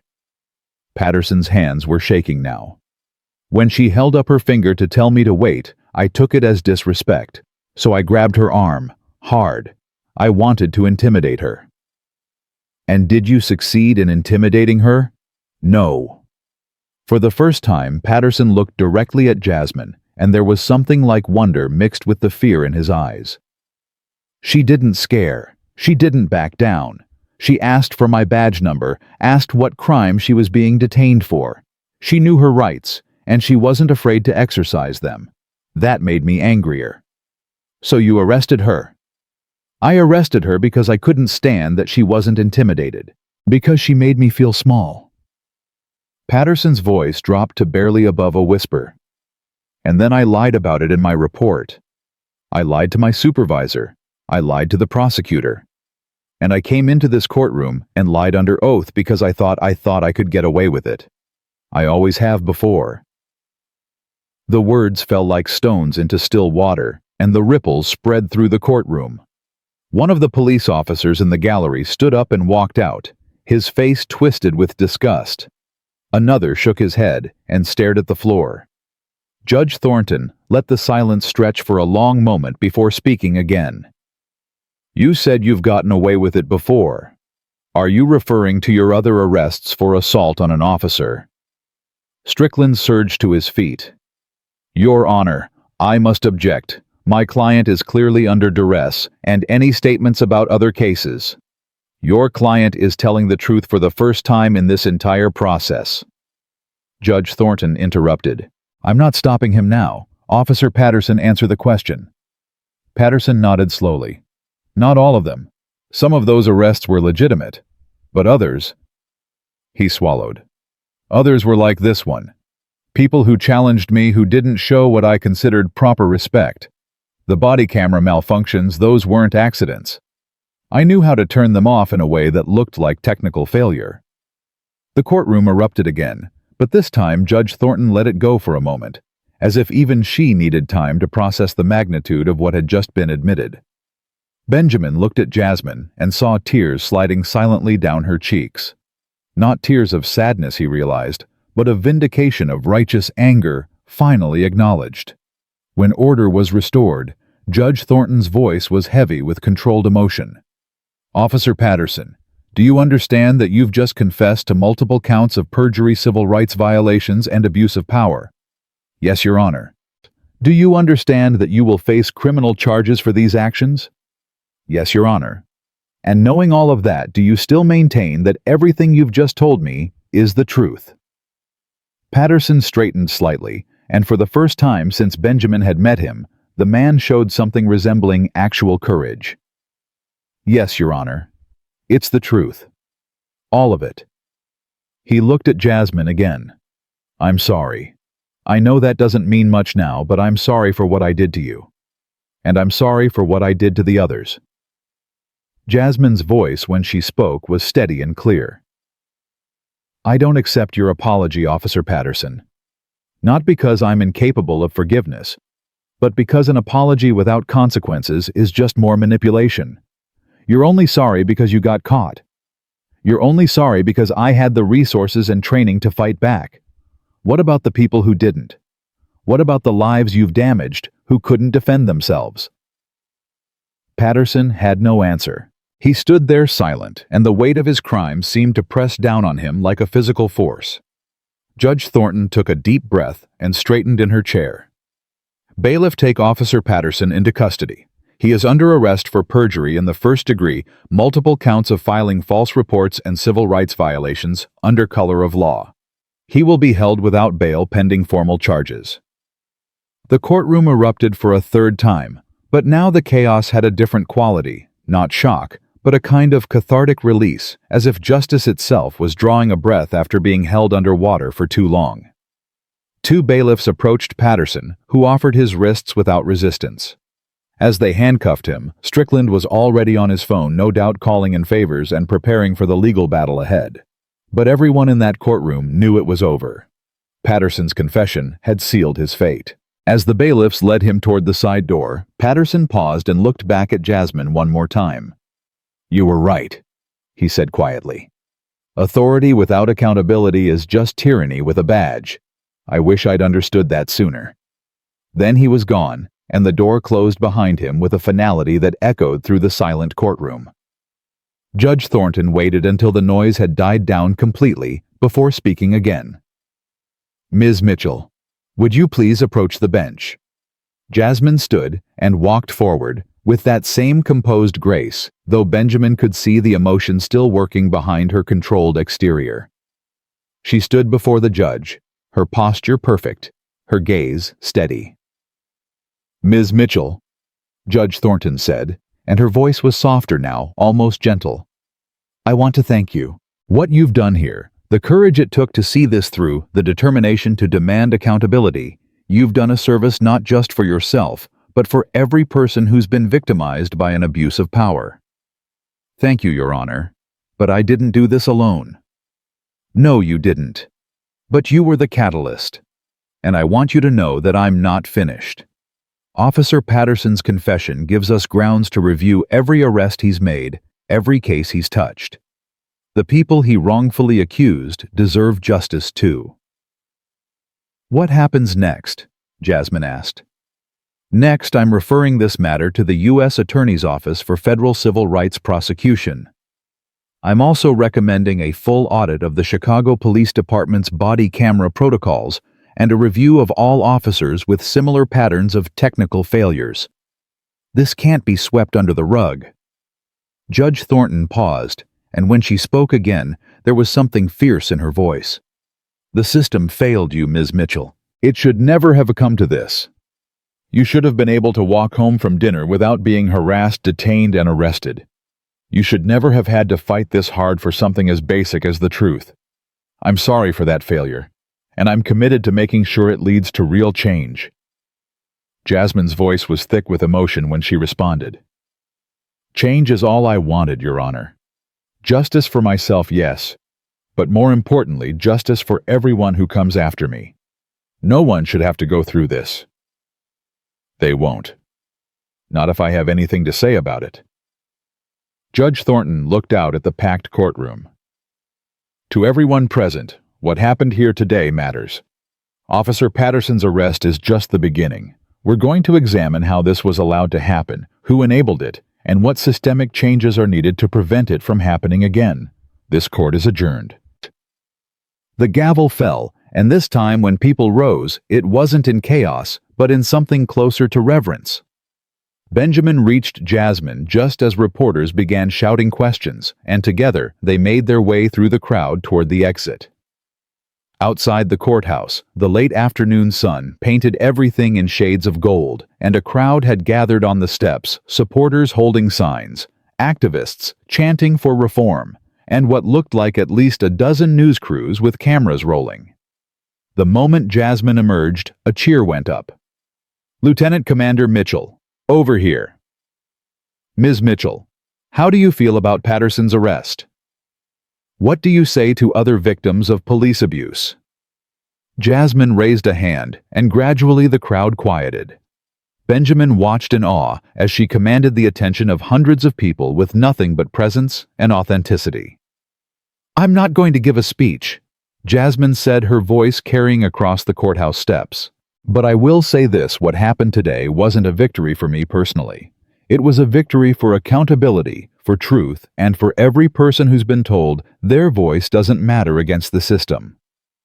She paused, and Benjamin could see her choosing her words carefully. Officer Patterson confessed because he realized he couldn't run from the truth anymore. I hope others who've abused their power are paying attention. I hope they understand that the days of unchecked authority are ending. "What about the other victims?" someone shouted from the crowd. "Will you help them?" "I'll do whatever I can," Jasmine replied. But real change doesn't come from one person or one case. It comes from all of us demanding better, from all of us refusing to accept that this is just how things are. It comes from good officers who are tired of being tainted by bad ones. It comes from communities that won't stay silent. It comes from judges like Judge Thornton, who refuse to let justice be a convenience that's applied selectively. Another cheer rose up, and Benjamin felt something shift in the air, a sense that this moment was bigger than any of them had anticipated. That what had started as one woman's fight for vindication had become a flashpoint for larger conversations about power, privilege, and accountability. As they made their way down the courthouse steps, a woman approached, middle-aged black, with tears streaming down her face. She grabbed Jasmine's hand. "My son," she said, her voice breaking. "My son was arrested by Patterson 3 years ago. He said my boy assaulted him and I couldn't afford a good lawyer, and my son took a plea deal because we were scared. But he didn't do it. He never did it. Can you help us?" Jasmine squeezed the woman's hand and looked her directly in the eyes. "What's your name?" "Gloria. Gloria Simmons." "Gloria, I need you to write down everything you remember, dates, details, everything your son told you about what happened. Give that information to my attorney." Jasmine gestured to Benjamin. "We're going to review every case Patterson touched. Your son deserves justice, and we're going to fight to get it for him." Gloria sobbed and pulled Jasmine into a hug. "Thank you. Thank you. You don't know what this means." "I do know," Jasmine said softly, "because I've been there, and I promise you we're not going to stop until this is made right." More people came forward, then each with their own story. A daughter arrested on false charges, a brother who'd pleaded guilty to avoid trial, a nephew who'd been roughed up during a traffic stop. Each person Jasmine listened to with complete attention, taking down names and contact information, promising to help, promising that this time would be different. It was nearly sunset by the time they made it back to Benjamin's car. He drove in silence for a while, processing everything that had happened, trying to find words adequate to express what he was feeling. "You knew," he said finally. "When you asked Judge Thornton to let Patterson speak, you knew he would break." "I suspected," Jasmine corrected. "People like Patterson, they're not actually strong. They're bullies who've convinced themselves they're invincible. But when you strip away the uniform, the badge, the institutional protection, they're just scared people who know what they've done is wrong. I gambled that when confronted with the full weight of his crimes, when faced with someone who wouldn't back down, he'd crack. That's some gamble. I've taken bigger ones." Jasmine stared out the window at the city passing by. But this one mattered more than most. Benjamin's phone buzzed with a text from Marcus. "CNN wants a live interview. Tonight. Can she do it?" He showed the message to Jasmine, who considered it for a moment before nodding. "Tell him yes. We need to keep the momentum going. Patterson's confession is huge, but if we don't use it to push for concrete reforms, it'll just be another news cycle that fades away." "You're not tired?" Benjamin asked. "Today was intense. Doesn't even begin to cover it." "I'm exhausted," Jasmine admitted. "But I didn't spend 15 years serving my country just to get comfortable when things get hard. We have work to do, Benjamin. Real work. Patterson's in custody, but there are dozens, maybe hundreds of officers like him. Body camera protocols that are full of loopholes.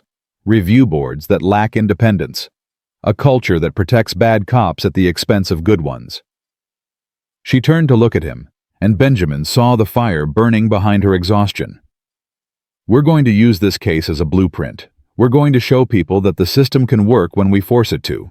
And we're going to make sure that no one else has to go through what I did, or what Gloria Simmons' son did, or what any of those people on the courthouse steps did."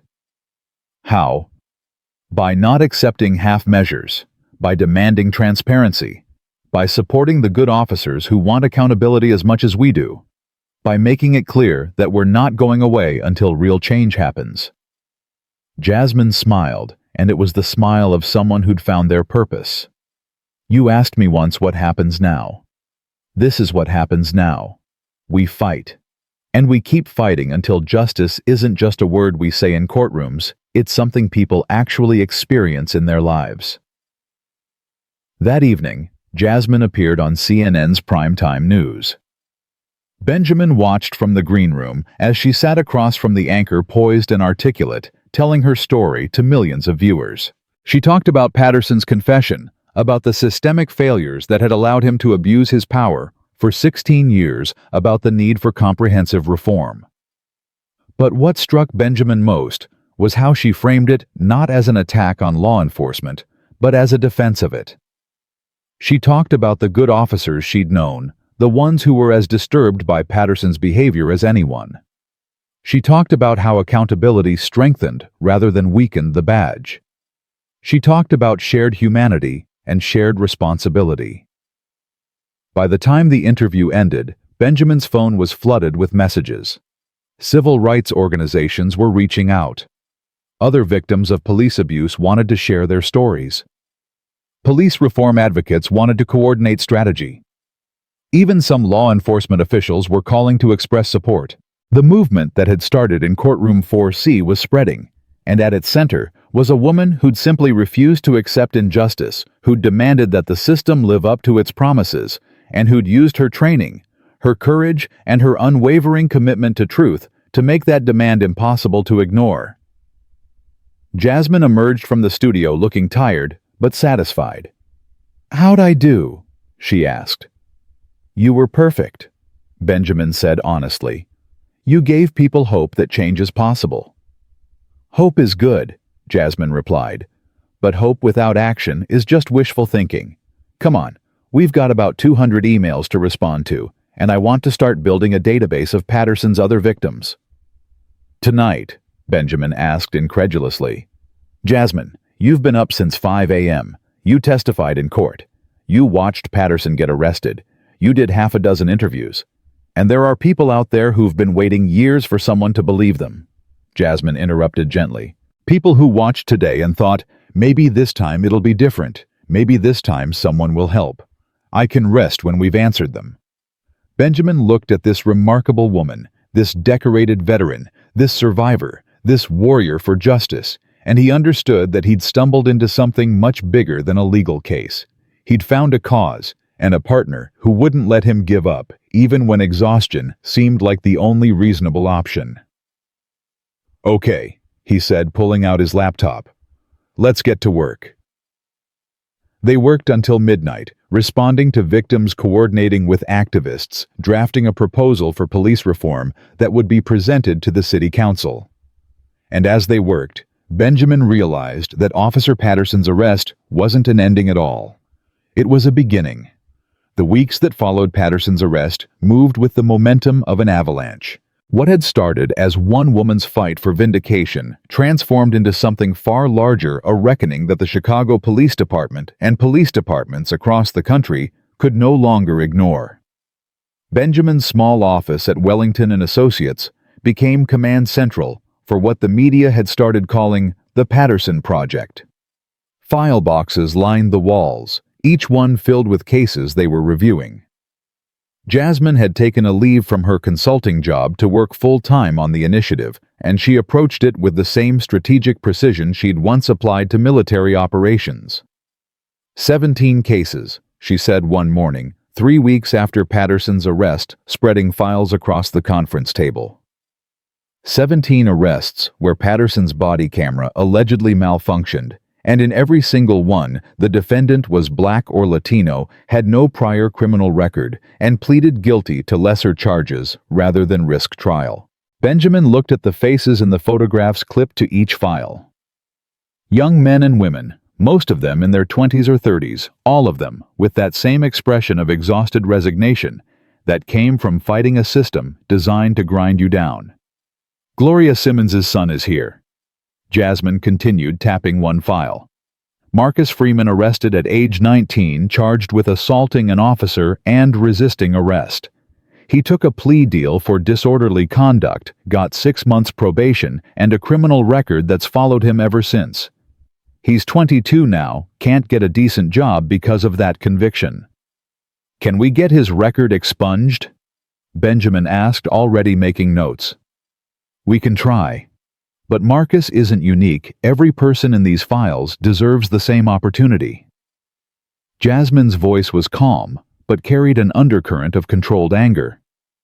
"Patterson didn't just arrest these people. He stole their futures. And we're going to give those futures back." The door opened, and Marcus Wellington entered carrying his ever-present tablet and 3 coffees. "Morning. Just got off the phone with the U.S. Attorney's Office. They're filing formal charges against Patterson, 8 counts of perjury, 12 counts of civil rights violations, 6 counts of filing false police reports. If convicted, he's looking at 20 to 30 years. "Good," Jasmine said without satisfaction. "What about the department's response?"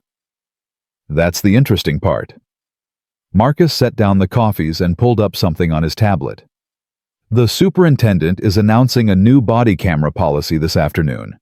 Automatic uploads to a secure server, real-time monitoring independent review board for any technical failures.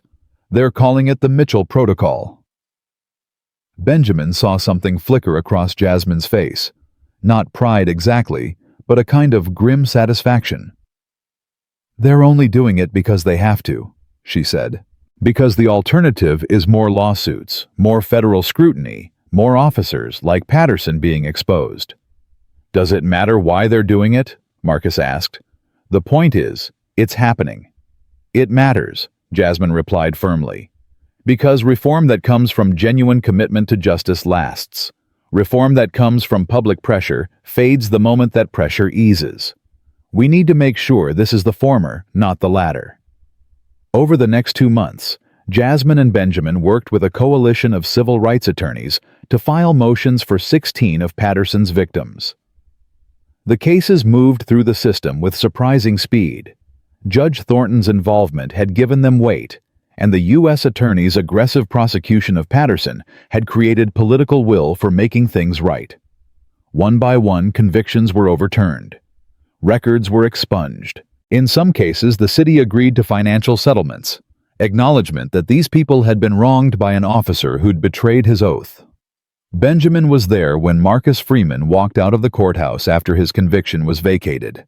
The young man stood on the steps, blinking in the sunlight, holding the court order that declared him innocent of all charges. His mother Gloria stood beside him, tears streaming down her face.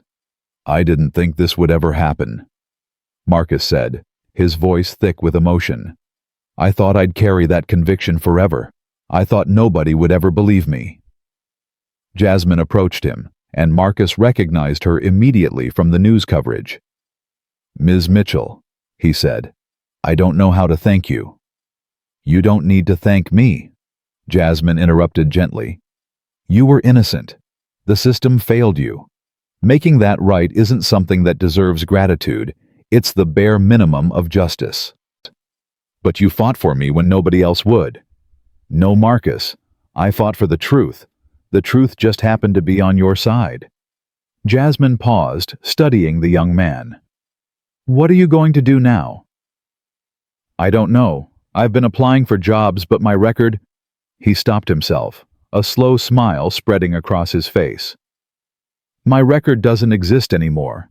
I can actually move forward." "Then move forward," Jasmine said. "Build a life. Be successful. And remember this feeling the next time you see someone else being treated unjustly. Remember that silence enables abuse, and speaking up even when it's hard, especially when it's hard, is how we protect each other." Marcus nodded, and Benjamin watched the transformation in real time, a young man who'd been beaten down by the system standing taller, breathing deeper, reclaiming a future that had been stolen from him. Gloria grabbed Jasmine's hand. "God bless you. God bless you for what you've done for my son." "I'm not looking for blessings," Jasmine said softly. "I'm looking for a system that doesn't need heroes to function properly, where justice is the default, not the exception we have to fight for." 3 months after Patterson's arrest, Jasmine received a call from an unfamiliar Washington, D.C. number. She answered cautiously, assuming it was another reporter or activist wanting to coordinate on reform efforts. "Is this Lieutenant Commander Jasmine Mitchell?" "This is Jasmine Mitchell. Who's calling?" "Please hold for the White House." Jasmine's eyebrows rose. She mouthed "White House" to Benjamin, who was sitting across from her reviewing case files. His eyes went wide. A different voice came on the line, crisp and professional. "Ms. Mitchell, this is Elena Rodriguez from the White House Office of Presidential Correspondence. The President would like to present you with the Presidential Citizens Medal for your extraordinary commitment to justice and accountability. Would you be available for a ceremony 4 weeks from today?" Jasmine sat very still, processing this information. The Presidential Citizens Medal was one of the highest civilian honors in the country, awarded to citizens who'd performed exemplary deeds of service. She'd known people who'd received it, fellow veterans activists, scientists who'd made breakthrough discoveries.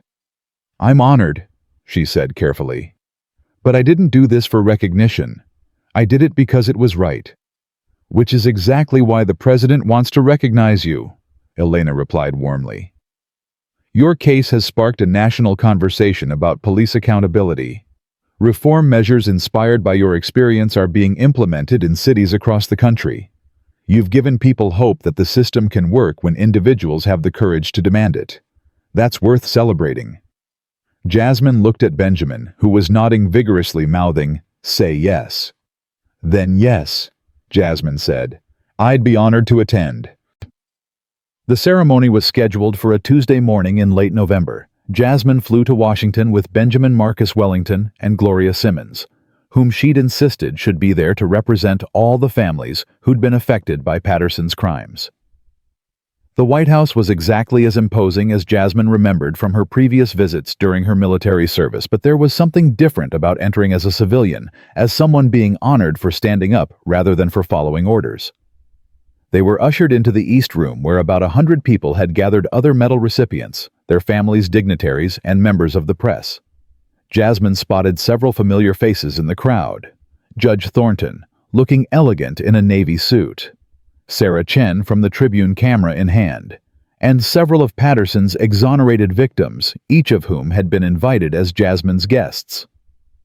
The ceremony began with the president entering to warm applause. He was in his second term, known for his focus on criminal justice reform, and his presence lent weight to the message this medal was sending. Today, the president began after the preliminaries. We honor 5 extraordinary Americans who embody the finest qualities of citizenship, courage, integrity, and an unwavering commitment to making our nation live up to its highest ideals. He spoke about each recipient in turn: a teacher who'd transformed an underfunded school, a doctor who'd pioneered life-saving research, a community organizer who'd revitalized a struggling neighborhood, and an environmental activist who'd protected endangered ecosystems. Then he turned to Jasmine. Lieutenant Commander Jasmine Mitchell served our nation with distinction for 15 years. She operated in some of the most dangerous places on Earth, using her expertise in intelligence and behavioral analysis to keep Americans safe. But her most significant act of service came after she retired, when she refused to let injustice stand simply because it came from someone wearing a badge. The president recounted the story: the wrongful arrest, the fabricated charges, the calculated decision to fight rather than accept a plea deal. He talked about Patterson's confession and arrest, about the 16 other victims who'd been exonerated, about the police reforms that had been implemented across the country. Lieutenant Commander Mitchell didn't just fight for herself, the president said, his voice carrying across the room. She fought for everyone who'd been silenced. Everyone who'd been told their truth didn't matter. Everyone who'd lost faith that the system could work. And in fighting that battle, she reminded us all of a fundamental truth: that accountability isn't optional, that authority without oversight is tyranny, and that real change comes from citizens who refuse to accept injustice as inevitable. He invited Jasmine to come forward, and she walked to the podium with her head high and her movements steady. The president placed the medal around her neck, a bronze medallion on a blue ribbon bearing the seal of the United States, and shook her hand. "Thank you for your service," he said quietly. "All of it." "Thank you, Mr. President," Jasmine replied. Then the president did something unusual. He stepped aside and gestured to the microphone. "Lieutenant Commander Mitchell has a few words she'd like to share." Jasmine hadn't prepared a speech. She'd assumed she'd simply receive the medal, smile for photographs, and return to her seat. But she understood the opportunity being offered a platform, a moment when the entire nation was paying attention. She stepped to the microphone and looked out at the gathered crowd. In the second row, Gloria Simmons was crying. In the third row, Marcus Freeman sat next to 3 other young people who'd been exonerated, all of them watching her with expressions that mingled gratitude and hope. "I'm honored to receive this recognition," Jasmine began, her voice clear and steady. "But I want to be very clear about something. I didn't do anything extraordinary. I simply did what any citizen should do when confronted with injustice. I told the truth. I demanded accountability, and I refused to back down when it would have been easier to give up." She paused, gathering her thoughts. What happened to me wasn't unique. It happens every day in cities and towns across this country. People are stopped without cause, arrested without justification, and caught in a system that values expedience over truth. Most of them don't have the resources I had. They don't have the training. They don't have the support. And so they plead guilty to things they didn't do because fighting seems hopeless. The room was completely silent now, everyone leaning forward to hear every word. Officer Patterson's arrest wasn't justice, it was accountability. Justice would have been not getting arrested in the first place. Justice would have been a system where body cameras always work, where complaints are taken seriously, where the badge represents service rather than power. Justice would have been all those other victims, Marcus Freeman and the 16 others whose names you haven't heard, not having to spend years carrying convictions for crimes they didn't commit. Jasmine's voice grew stronger, more passionate. But here's what I want everyone watching to understand. Accountability is how we get to justice. When we demand that those in power answer for their actions, when we refuse to accept, that's just how things are. When we use our voices and our votes and our courts to insist on better, that's when systems change. That's when the people who abuse their authority start to think twice. That's when good officers, who are tired of being tainted by bad ones, finally get the support they deserve. She looked directly at the camera. To everyone who's been wronged by someone who thought they were untouchable, your voice matters. Your truth matters. The system isn't perfect, but it can work when we force it to. Don't give up. Don't stay silent. Find people who will listen, lawyers who will fight judges, who will enforce the law fairly. And if they don't exist in your community, become them. Be the lawyer who takes the hard cases. Be the judge who demands accountability. Be the officer who speaks up when their colleagues cross the line. Jasmine's hand went to the medal around her neck. Authority means nothing without accountability, and truth isn't just spoken, it's lived. Every day, in every interaction, we have the choice to either enable injustice through our silence or confront it through our courage. I chose courage because I was trained to, but also because I believe I have to believe that we can build a country where justice isn't something we fight for, case by case, but something we all experience as a birthright. She stepped back from the microphone, and for a moment, the room remained silent. Then the applause began, not the polite applause of a formal ceremony, but something deeper and more powerful, a standing ovation that went on until Jasmine had to raise her hand to quiet it. The president returned to the microphone, his eyes bright. Ladies and gentlemen, Lieutenant Commander Jasmine Mitchell. The ceremony concluded, and Jasmine was immediately surrounded by people wanting to shake her hand, share their own stories, or simply say thank you. She listened to each person with the same focused attention she'd shown throughout this entire journey, making them feel heard, acknowledging their experiences, offering encouragement. Benjamin watched from a few feet away, marveling at how she'd become not just a symbol of resistance, but a beacon of hope for people who'd lost faith in the system. "She's remarkable," a voice said beside him. He turned to find Judge Thornton holding a glass of champagne. "I've been a judge for 22 years, Mr. Carter, and I've seen a lot of people pass through my courtroom, but I've never seen anyone quite like her." "She's the strongest person I've ever met," Benjamin agreed.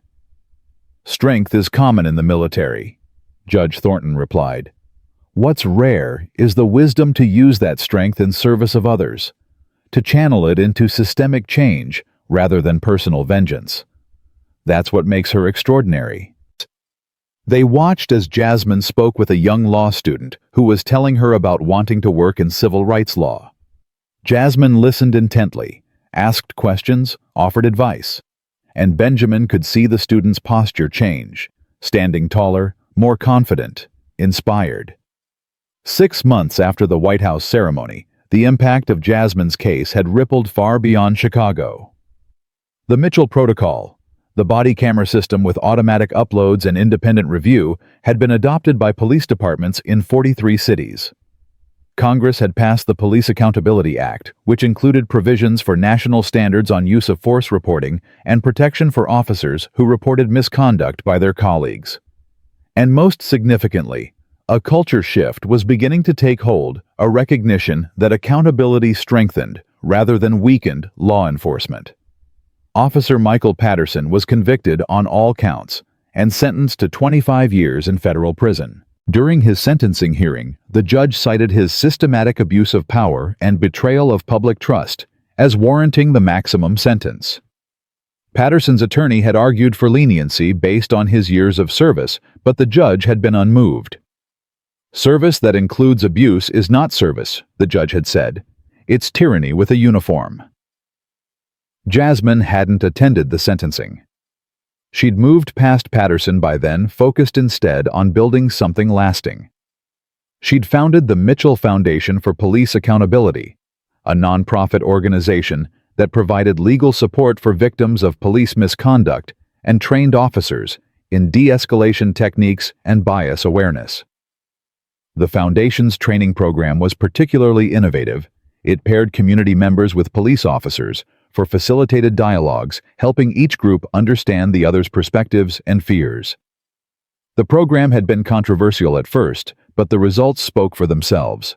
Departments that participated saw significant reductions in use of force incidents and improvements in community relations. On a Saturday morning in late spring, almost a year after that day in Judge Thornton's courtroom, Jasmine stood in a converted warehouse on Chicago's South Side.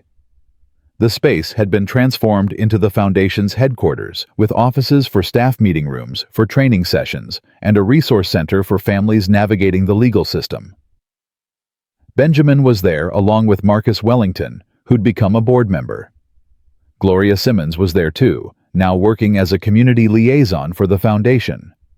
And Marcus Freeman was there, having just been accepted to college with a full scholarship, determined to become a civil rights attorney. "I never imagined this," Jasmine said, looking around at the space they'd built. "When I was sitting in that courtroom, all I wanted was to clear my name. I didn't think about movements or medals or foundations. I just wanted the truth to matter." "The truth always matters," Benjamin said. "You just made sure people couldn't ignore it." "We made sure," Jasmine corrected. "This was never about one person. It was about all of us deciding that we deserved better."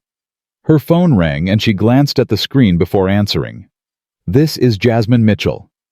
She listened for a moment, her expression growing serious. "When did this happen?" "Yes, I understand. Give me the address. I'll be there in 30 minutes. She ended the call and looked at Benjamin. "There's a situation developing on the west side. A young woman was stopped by police, claims they're detaining her without cause. She saw my story and asked someone to call the Foundation. She's scared they're going to arrest her on false charges." Benjamin was already grabbing his jacket. "Let's go." They arrived at the scene to find a patrol car parked on a residential street. Two officers standing near a young black woman who was recording the interaction on her phone. The officers looked frustrated, but were maintaining professional distance. Jasmine approached calmly, her Foundation ID clearly visible. "Good afternoon, officers. My name is Jasmine Mitchell with the Police Accountability Foundation. This young woman reached out to us. Can you tell me what's happening here?" One of the officers, a woman in her 30s, recognized Jasmine immediately. Her eyes widened. "Lieutenant Commander Mitchell, we received a call about a suspicious person in the area. We were conducting a stop and question." "Based on what reasonable suspicion?" Jasmine asked, her tone conversational but firm. The officers exchanged glances. "She matches the description from the call." Which was? Black female, early 20s, wearing dark clothing. Jasmine looked at the young woman, who was indeed wearing dark jeans and a dark jacket, like probably half the women in Chicago on a cool spring day. "That's pretty general, don't you think?" The female officer had the grace to look uncomfortable. "Yes, ma'am." "What's your name?" Jasmine asked the young woman. Keisha Thomas. I was just walking to my aunt's house. They stopped me and started asking where I was going, where I'd been, if I had ID. I asked if I was being detained, and they said yes, but they wouldn't tell me why. Jasmine turned back to the officers. Is she free to go? The officers looked at each other again. The male officer cleared his throat. We were just finishing up. We can release her. With no citation, no record of this stop. Yes, ma'am. Good. Jasmine's voice was calm, but carried unmistakable authority. I want to be clear, I'm not here to make your jobs harder. I know policing is difficult work, and I respect the badge. But vague descriptions aren't reasonable suspicion, and detaining citizens without cause is exactly the kind of situation that erodes public trust. The female officer nodded. You're right. I've taken your foundation's training. I should have known better. I'm sorry. She turned to Keisha. Miss Thomas, you're free to go. I apologize for the inconvenience. Keisha looked stunned, glancing between the officers and Jasmine, as if she couldn't quite believe what had just happened. I can go. You can go, Jasmine confirmed. But I want to give you my card. If you ever face a situation like this again, call us immediately. You have rights, and those rights don't disappear just because someone wearing a badge asks you questions. Keisha took the card with trembling hands. Thank you. I was so scared. I kept thinking about all those stories about people getting arrested for nothing, and I thought, I know what you thought, Jasmine said gently, and your fear was valid. But today, the system worked the way it's supposed to. The officers did the right thing. That's what we're fighting for, a world where every interaction ends like this one. After Keisha left and the patrol car drove away, Benjamin turned to Jasmine. That was remarkable. A year ago, that situation might have ended very differently. Maybe, Jasmine said. But probably not. Most officers are good people trying to do a hard job. They just need support training and systems that reward doing the right thing instead of punishing it. She smiled. That female officer took our training. She recognized that she'd made a mistake and corrected it. That's what accountability looks like, not punishment, but learning and growth. They walked back to Benjamin's car, and he found himself thinking about how far they'd come since that day in Judge Thornton's courtroom. One case had become a catalyst for genuine change. Not perfect change, not complete change, but real movement toward a more just system. You know what the best part is? Jasmine said, as they drove back to the foundation. It's not the medal or the recognition. It's moments like what just happened. It's Keisha walking away free because someone was there to make sure her rights were respected. It's Marcus Freeman going to college. It's that female officer choosing to do the right thing because she had the training to recognize it. That's what success looks like. Benjamin glanced at her. This woman who'd transformed her own victimization into a movement for justice. What's next? I mean, we've accomplished so much, but I know you're not the type to rest on your laurels. Next we expand, Jasmine said. More cities, more training programs, more support for victims. We partner with good officers who want to be part of the solution. We work with legislators to close loopholes in accountability systems. And we make sure that what happened to me, what happened to Marcus, what almost happened to Keisha, we make sure it becomes rarer and rarer until it's almost unthinkable. That's a tall order. I spent 15 years serving my country overseas, Jasmine replied. I fought for American values in places where most people don't even know those fights are happening. But the most important battle for those values happens right here in our cities and communities every single day. Making sure justice is real, not just rhetoric. Making sure authority comes with accountability. Making sure the truth matters more than convenience. She looked out the window at the city she'd chosen as home, the place where she'd fought her hardest battle and won. This is my mission now, and I'm not stopping until we get it right. That evening, as the sun set over Chicago, painting the skyline in shades of amber and rose, Jasmine stood in her apartment and looked at the medal hanging on her wall. The Presidential Citizens Medal gleamed in the fading light, a symbol of recognition and achievement. But it wasn't the medal that made her smile. It was the stack of thank you letters on her desk from people whose lives had changed because someone had finally fought for them.